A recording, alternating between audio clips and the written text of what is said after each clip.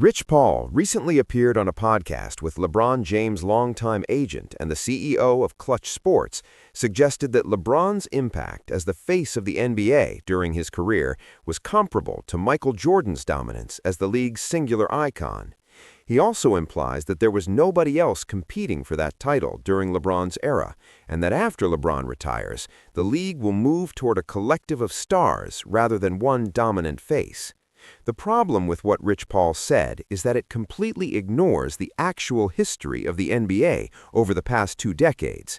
It rewrites reality to fit a narrative that simply does not match the facts. And today, I want to break down exactly why Rich Paul's comparison is completely wrong. Let me start by acknowledging something important. LeBron James is an incredible basketball player. He is one of the greatest to ever play the game. His longevity is remarkable. His statistics are amazing. His impact on player empowerment and the business side of basketball cannot be denied. But being a great player and being the undisputed face of the league in the same way Michael Jordan was are 2 very different things. And that is the core issue with what Rich Paul was trying to claim. LeBron was never the singular, unchallenged face of the NBA the way Michael Jordan was during his championship years, not even close. Michael Jordan's dominance as the face of the NBA happened during a very specific window of time, and during that window, there was absolutely no debate about who the league belonged to. From 1991, when the Chicago Bulls won their first championship, until 1998, when Jordan won his 6th and final championship with the Bulls, Michael Jordan was the NBA. There was no competition, there was no discussion, there was no other player even in the same conversation. When people thought about basketball during that era, they thought about Michael Jordan, period. Now let me ask you a simple question. During Michael Jordan's championship years, who else was competing to be the face of the league? Think about it. Charles Barkley was an incredible player and a huge personality, but nobody was calling him the face of the NBA. Olajuwon was a Hall of Fame guard, but he was not the face of the league. Patrick Ewing was a dominant center in New York, one of the biggest media markets in the world, but he was not the face of the league. Olajuwon won back-to-back championships in 1994 and 1995 when Jordan was retired playing baseball, but even Olajuwon was not considered the face of the league during those years. And once Jordan came back and won 3 more championships in a row, from 1996 to 1998, there was zero debate. It was Michael Jordan's league. Everybody else was just playing in it. The Bulls won the championship in 1991, then they won again in 1992, then they won again in 1993. That is a three-peat. Then Jordan retired to play baseball. When he came back, midway through the 1995 season, he was not in basketball shape yet, and the Bulls lost to the Orlando Magic in the playoffs. But as soon as Jordan got back to his normal playing condition, what happened? The Bulls went on another three-peat. They won in 1996, they won in 1997, they won in 1998. 6 championships in 8 years, and in every single one of those finals appearances, Jordan's team won. Not most of them, all of them. Jordan went 6 for 6 in the NBA Finals. That level of dominance, combined with his global cultural impact, made him the unquestioned face of not just the NBA, but all of basketball worldwide. Now let's compare that to LeBron James. During LeBron's career, was he ever the singular, undisputed face of the league in the way Jordan was? Absolutely not. And the reason is simple. LeBron constantly shared the spotlight with other superstars who were winning championships and dominating the league at the same time. This is not an opinion. This is a fact backed up by the actual championship winners during LeBron's prime years. Let's go through the timeline. LeBron James entered the NBA in 2003. During his first stint with the Cleveland Cavaliers, who was winning championships? Tim Duncan and the San Antonio Spurs won in 2003, 2005, and 2007. Kobe Bryant and the Los Angeles Lakers won in 2009 and 2010. During those years, was LeBron considered the face of the league? Maybe by some people, but there was definitely debate. Kobe was winning championships and had a massive global fan base. Tim Duncan was arguably the greatest power forward ever and was winning titles consistently. LeBron went to the finals in 2007 and got swept by the Spurs. He was good, but he was not dominating the way Jordan did. Then LeBron made his decision to join the Miami Heat in 2010, forming a super team with Dwayne Wade and Chris Bosh. The Heat won championships in 2012 and 2013. But even during those championship years, LeBron was not the singular face of the league without competition. In 2011, the Heat lost to the Dallas Mavericks in the finals, and LeBron had one of the worst performances of his career. People were killing him for that loss. That same year, Dirk Nowitzki became a hero for beating the super team.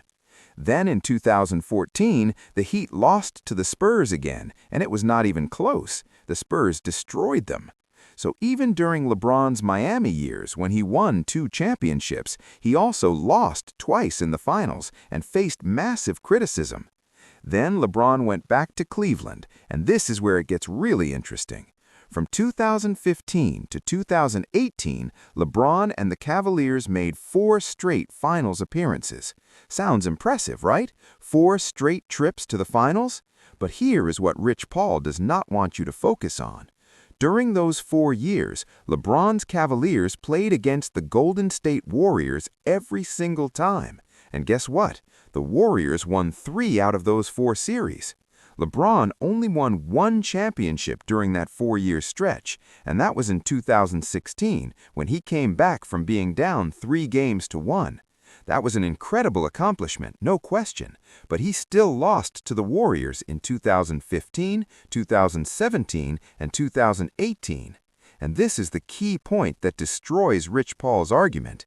During those years when LeBron was supposedly the singular face of the league, Steph Curry and the Golden State Warriors were dominating. Steph Curry won championships in 2015, 2017, and 2018. Kevin Durant joined the Warriors and won championships in 2017 and 2018. So how can you say LeBron was the face of the league when Steph Curry's team was beating him in the finals multiple times?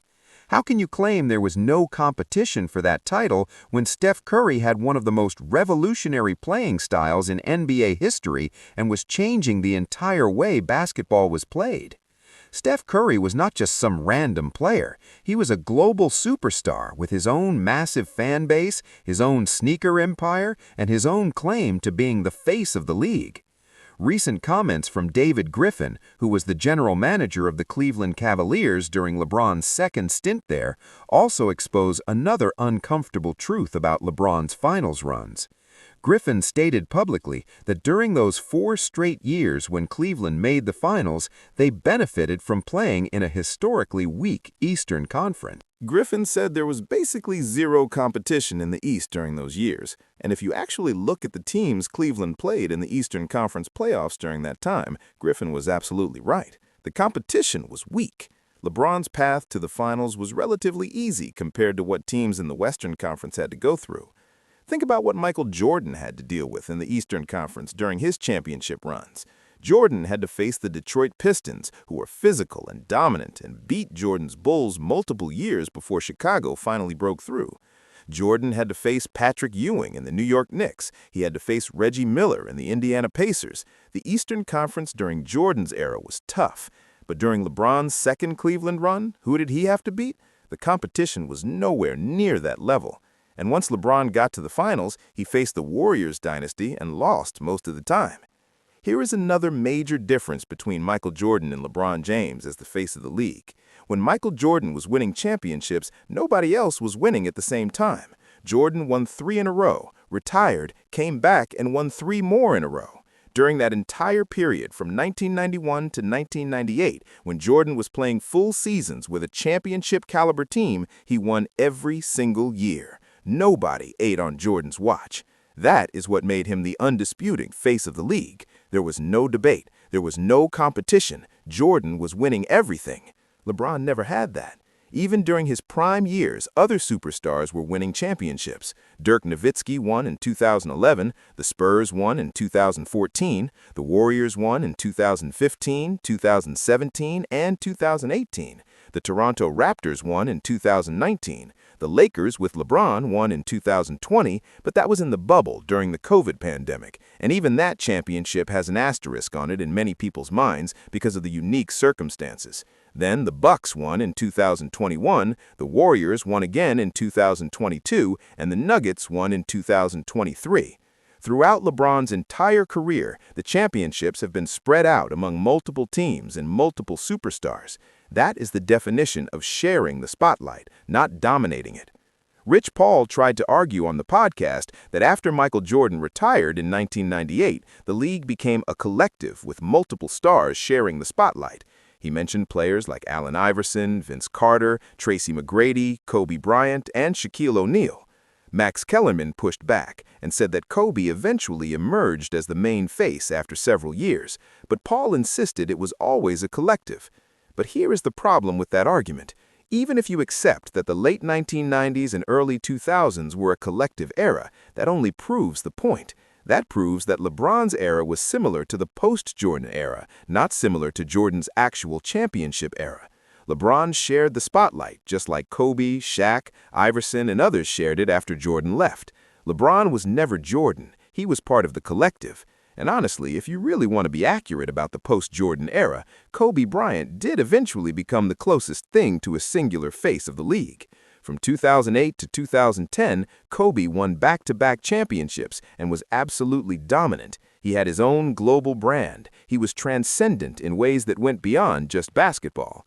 Kobe was closer to being a singular face than LeBron ever was, even though Kobe still had competition from other stars. The other major factor that separates Michael Jordan from LeBron James as the face of the league is finals performance. Michael Jordan went 6 for 6 in the finals. He never lost. Every time Jordan got to that stage with a championship-caliber team, he won. His finals record is perfect. LeBron James, on the other hand, has been to 10 finals and has won. That means he lost 6 times. Now, making the finals 10 times is impressive. Nobody is taking that away from LeBron. But losing 6 times also means that 6 different times someone else was better.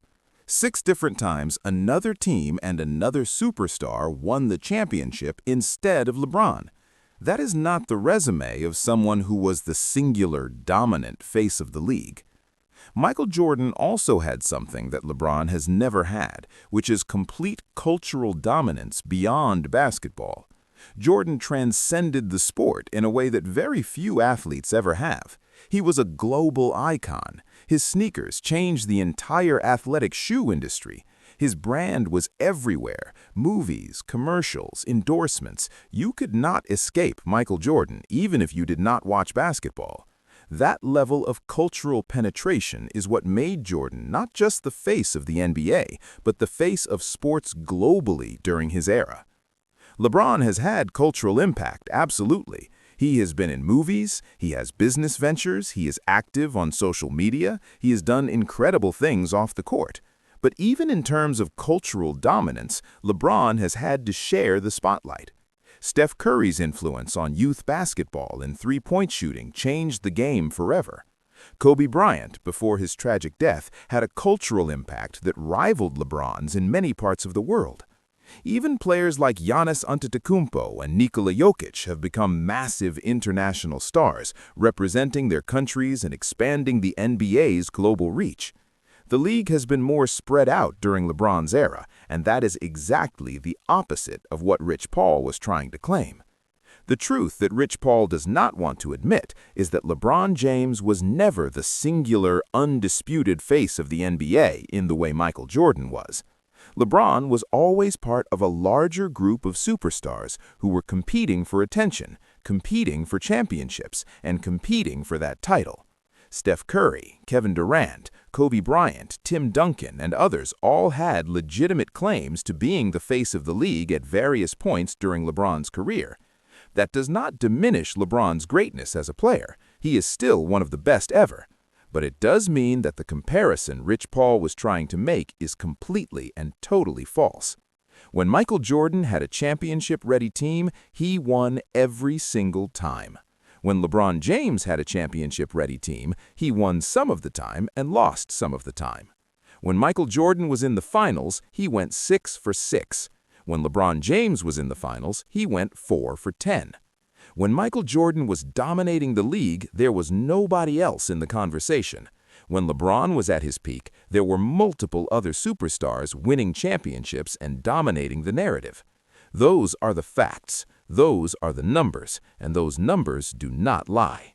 Rich Paul can try to rewrite history all he wants. He can go on podcasts and claim that LeBron's era was just like Jordan's era. He can try to downplay the competition LeBron faced from other superstars. But the reality is clear to anyone who actually lived through both eras and watched the games. Michael Jordan's dominance as the face of the NBA was singular, complete, and undisputed.